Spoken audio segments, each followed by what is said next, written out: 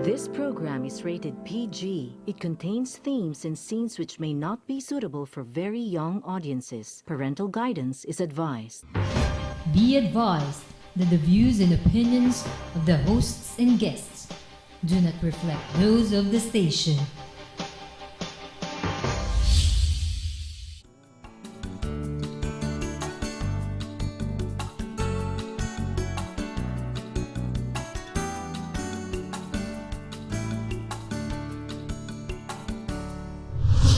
Magandang gabi. Welcome to Hotspot. Ako po si Ronnie Lakay Gonzalo. Ako naman po si Benny Antiporda. At ito ang Hotspot!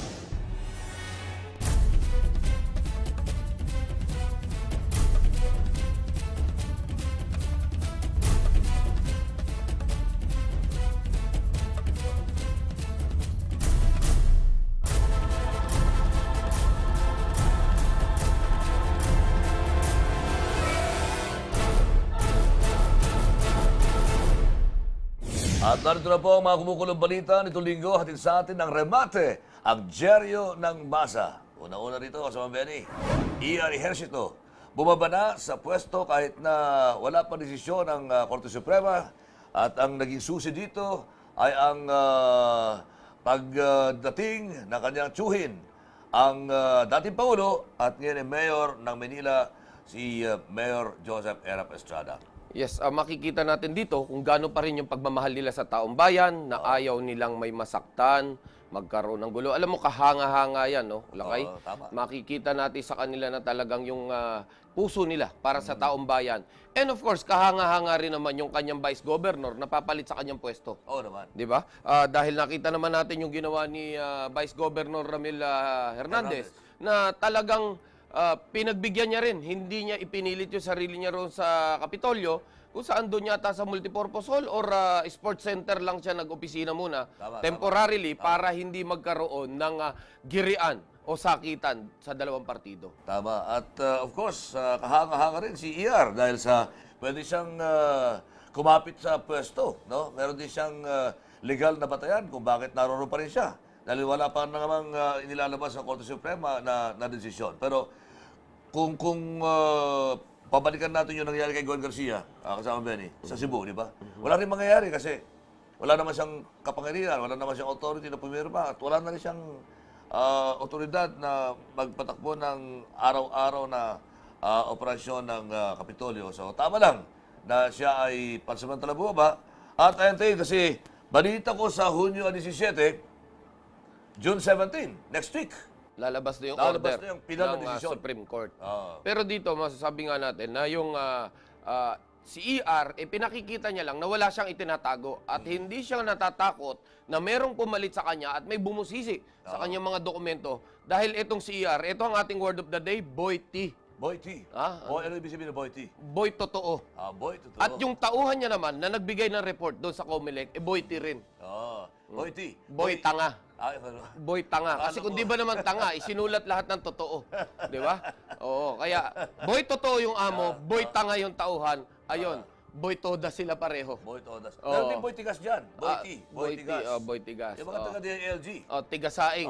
Hindi, matigas din nilang ipinarating yung dapat na Yung implementasyon. pagpagaling, yung Pero implementasyon, naiyak nga raw yung mga tauhan ng DILG na nag-serve nung order dahil napaka-gentleman daw talaga nitong si Governor ER Ejercito. At kung saan ang tao ng Laguna ay humanga ng 10 doble sa kanyang ginawang magiting na pagbitaw dyan sa pwesto. Pero ang rekomendasyon natin dito sa Benny is dapat hindi lang si ER ang tindahan ng COMELEC. Balito ko, meron dalawang... Ejercito apelyido eh. Siyempre yun ang tinitingnan. Di ba? Doon nga nagkakakulay eh. Ejercito. Kung di sana ehersito ito, wala sanang kulay ito eh. Kung pwedeng iba naman sana, no? Kaya nga ang sinasabi baka ang susunod na pupuntahan dito ay si dating Pangulo Erap na. Hindi, kailan ba yung kay ER? Last week, no? Last week. Last week. Last week.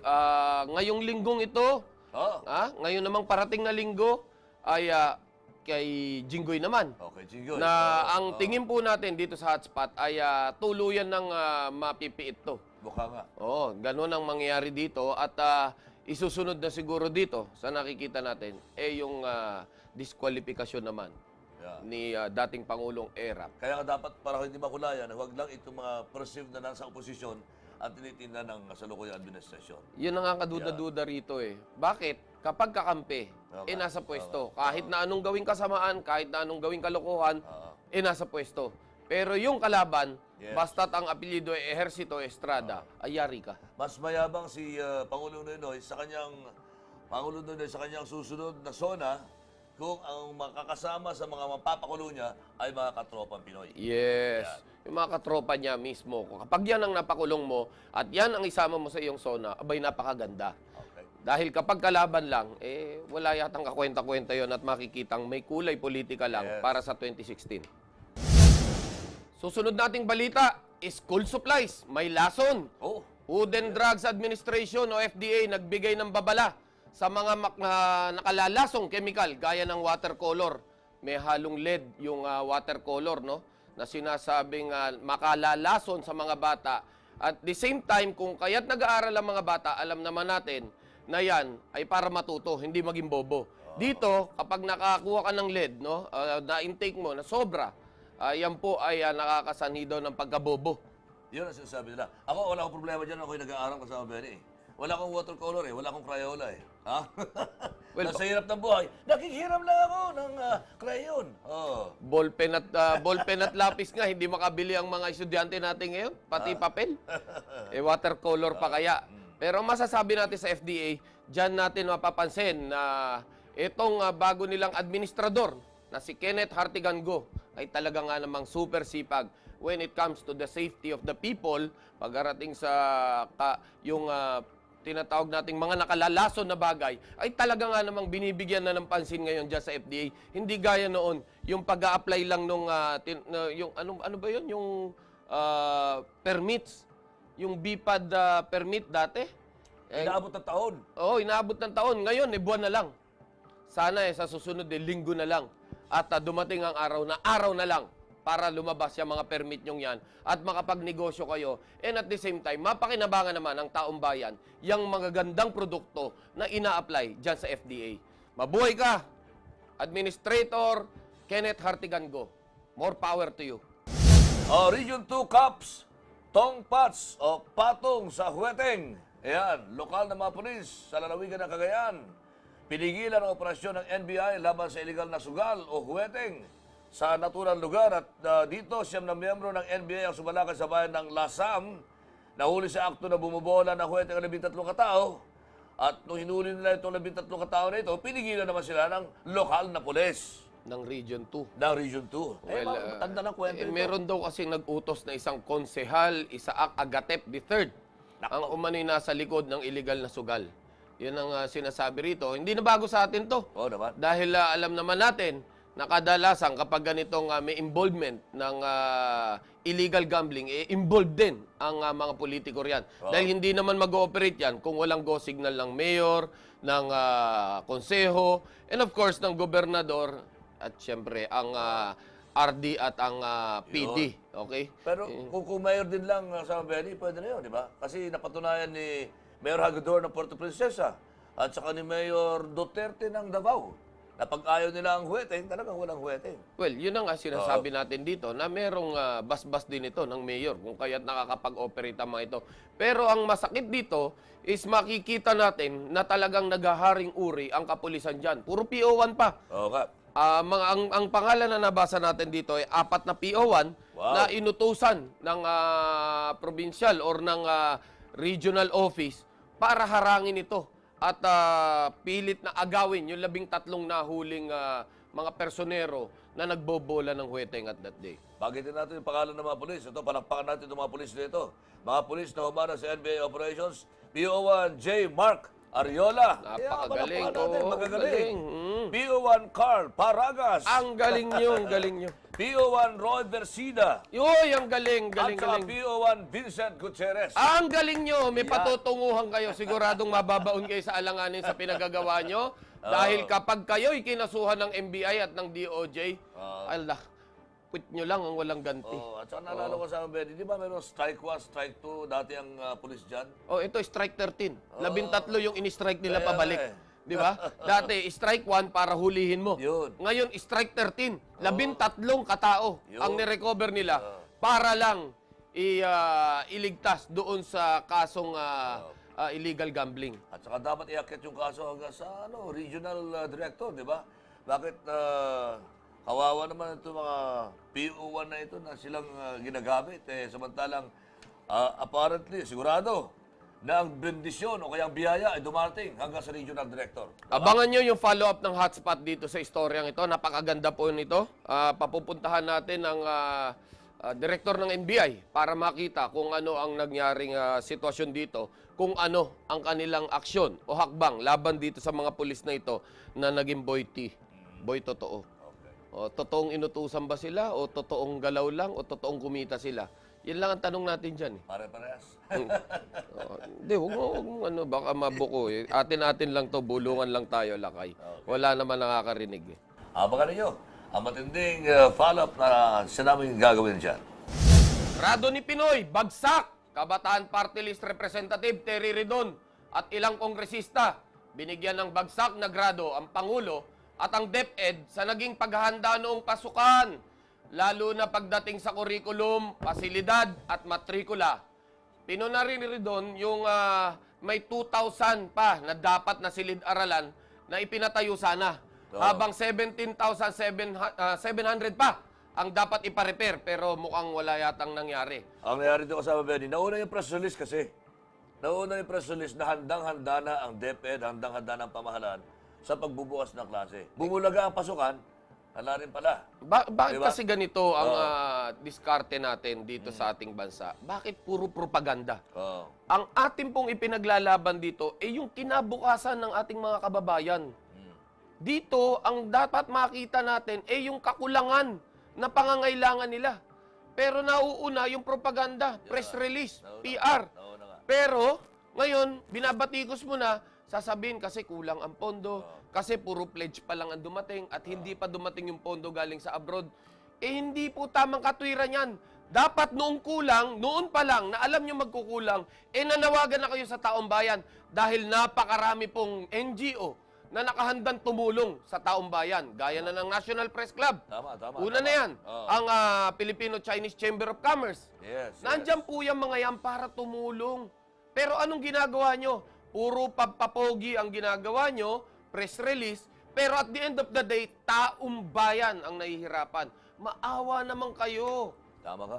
In fact, ginagawa nga nilang dahilan ngayon, yung paglipat daw ng mga estudyante mula sa pribadong eskwelahan, pagpunta sa mga public schools. Kaya, dahil sa dami ng mga nagsisilipatan na yan, kaya nagkukulang daw ang mga classrooms. Well, dito Yan. mo makikita na naghihirap ang taong bayan. Yun. From private, napunta sa public. Oo nga. Pero dapat, nasukat na ng gobyerno yan, hindi pa nangyayari yan.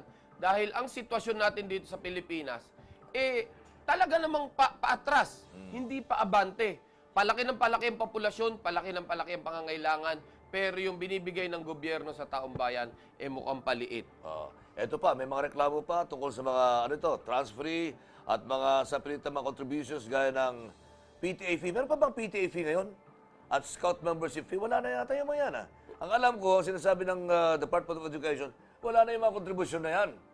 Well, yung PTA na yan, ang alam ko, hindi naman obligado sumali ka dyan sa Parents and Teachers Association. Yun nga lang, nauobliga lang ang mga magulang na sumali rito dahil nga naman baka maapektuhan yung anak nila at mapag-initan ng mga teachers sakaling hindi sila makisama. Yun ang nakikita natin dito. Pero yung mga ganyang bagay, talaga nga namang hindi naman binibigyan ng, hindi naman pinagwawalang bahala ng hotspot yan. Maaari nyo po kaming kontakin dito sa Global News Network. And immediately, paimbestigahan po natin yan at malalagay sila sa alanganin dito. Tama. At siguradong may paglalagyan sila kapag sila ay ma-hotspot. Halimbawa yung mga nagpapahingi ng ventilador, di ba? O nagpapahingi ng kung ano, sa mga magulang para gamitin sa mga eskwelahan, sa mga classrooms. No? Bawal na bawal po yan. Tama yung sinasabi ni Kasama Berry. Pwede yung idulog sa amin dito sa hotspot. 5 katao na litson sa sunog. Matlungkot itong balitang ito. 5 trabahador ang patay matapos na makulong sa nasusunog na gusali sa Tondo. at hinihinala ang bunso nito ng sumingaw na tangke ng liquefied petroleum gas o kaya LPG. At ayon sa report, ayon doon sa nakaligtas, nabigo silang buksan ang pinto ng kwarto ng mga kasamahang babae sa grocery store na pag-aari ng isang Wilson Villanueva. Malungkot ito. Sumingaw na tangke ng LPG. Marami mga pangyayari ganito, kasama Benny. Oh, hindi lang naman isang araw nga, dalawang kaso ng LPG. Oo. Yan, 37 naman ang nasugatan matapos sumabog ang santangke ng LPG sa Parola Compound. Ang karamihan ng nasugatan dito, mga batang naglalaro lang. Wow. Oh. Ano tawag dito? Meron tayong mga nabibili, mga ano yan mga safety gadgets para sa mga LPG, para sa mga tangke. Well, hindi yun Makikita kasi natin dito na yung mga LPG companies, yung mga nagbebenta nito, talagang yung iba, dispalinghado na yung tangke, binebenta pa rin, tinakargahan pa rin. Siyempre, mas makakatipid, mas makakamura, especially yung mga generic. May mga generic yan na walang pangalan. Yan, dapat ipagbawal na yan at kailangan aksyonan nito ng gobyerno. Dahil nakita naman natin, sa loob ng isang araw, 2 kaagad na aksidente. Naalala ko tuloy si Congressman, sino yung Congressman LPGMA? Congressman Arnel T. Arnel T. Ng liquefied petroleum gas party list. Ano ba nagawa niya para sa LPG? Meron ako nakikita 2 bus na tumatakbo na meron siyang mga pangalan. Yun lang nakikita ko. Yun ang nagawa niya sa taong Siguro bayan. nagawa niya. Okay. Wala rin Kaya, maganda apelyido niya. TY. Oo nga. Salamat. Oo. Okay. Salamat, Congressman T. Yes. Dahil mukhang wala atang nangyari at tayo'y namatayan ngayon ng 5 at 37 sugatan. Napakasakit man po ng balita. Sana sa susunod, alam na natin kung sino ang pipiliin natin sa party list. Kung yung LPGMA pa pipiliin natin o meron na kayong ibang representative para lang dito sa LPG na ito. Take ko sa Benny. Pangalawang termino na niya ito. Ibig sabihin, by next year, pang-6 na taon na niya. O, tama, pang-6. Hindi, pang-siyam na. Pang-siyam na ba? Bali, kung 2 terms ka, di 6 na taon, di pang-siyam mo na. My God, mukhang wala pang nangyayari. Hindi, okay naman, inabot naman ng siyam-siyam ang taong bayan. Pero ang ilan sa mga dapat na rekomendasyon din natin dito, ayun, kung sa mga gusali, dapat magkaroon ng tamang mga emergency exits, pang-komersyo man o residential upang maiwasan ang pagkawalan ng buhay ng dahil sa kapabayaan. Pero siyempre, kung nakatira ka rin lang sa mga makeshift, di ba? Yung pagkasunog, madali lang ang pagkalat ng sunog sa mga lugar na mga mahihirap. Hindi, nakita nga natin. Yung binibigyan ng konsentrasyon ng mga tao dyan sa engineering, sa building permits, yung malalaking building, yung pagkakakitaan. Pero itong mga grocery maliliit, o sabihin na natin na mid, no? Yung hindi naman kaliitan, hindi na nila pinapansin yan. Dahil di naman sila kikita dyan. Baryang-barya yan. Nalala ko tuloy. Di ba, binabagit dyan yung mga taga Bureau of Fire Protection. Imbes na magkaroon ng magaganda mga information campaigns, ang inatupag yata ay pagbebenta ng Fire extinguisher. fire extinguisher. Yun. Kaya dapat i-renew daw. I-renew. Pero sa pagre-renew ng inyong mga permits, no? Kailangan i-renew nyo rin yung laman ng fire extinguisher. Yun, tama yun. No? Dapat ang ano nila, hindi yung, di ba, yung fire sergeant, ganyan yata yung mga title nila, di ba? Dapat sa kanila, fire agent, di ba? Fire extinguisher agent. Dapat 1, fire extinguisher agent 2. Dapat ganun ang ipangalan dyan sa mga yan. Para hindi nakakaya.